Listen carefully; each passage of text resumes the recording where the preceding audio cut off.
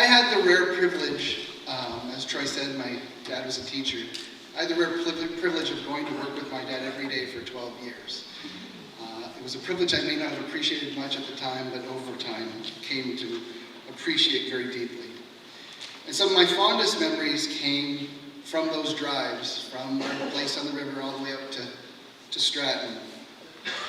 And as I became older, we found ourselves having conversations in the car, especially on the return drive at the end of school, and Marilyn was often in the car and privy to some of these conversations. But it was a time in my life where I was figuring out who I was, figuring out what I believed, figuring out my passion and questioning the sincerity of what it meant to be a follower of Jesus. And I pushed that hard. Marilyn can attest. I challenged him with difficult questions because I was just trying to figure things out. And Dad never shut that down.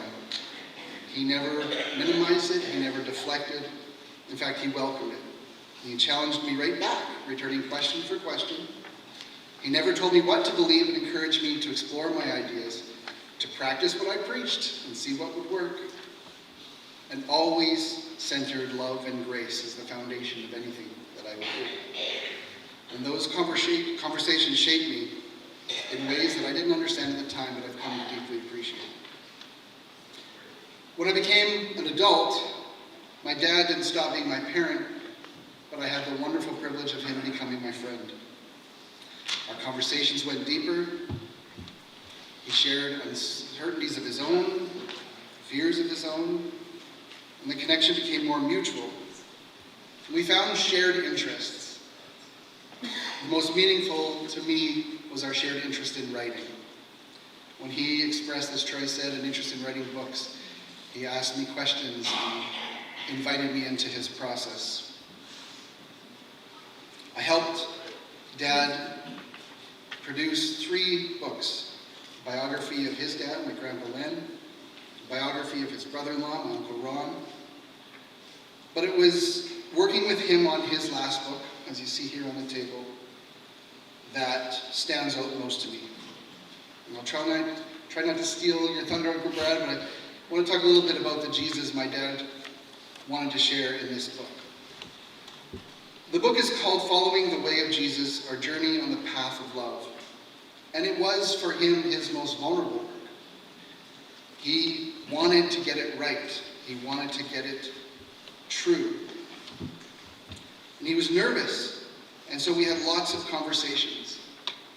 But in the end, he simply wanted to share his love for Jesus in a way that people could understand, especially for those who may not always feel comfortable in a church or in religious contexts.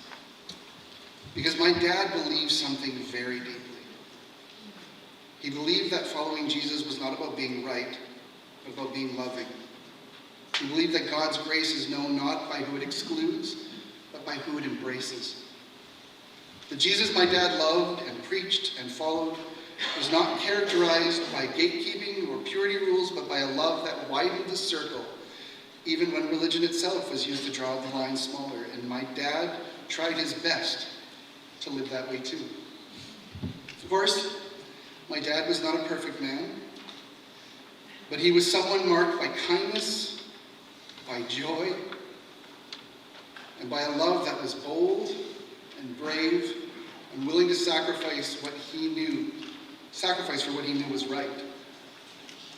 Many of us in this room have personally been the recipients of that love and that grace and that embrace. And I'm sure many of you will say, he changed your life. I know he changed mine in ways that I will carry with me for the rest of my life. So that is the legacy I want to carry for my father. To live and to proclaim a gospel that invites people into unconditional love, radical embrace, and lives lived to their fullest. And if you want to honor him, I invite you to do the same. Love you, Dad.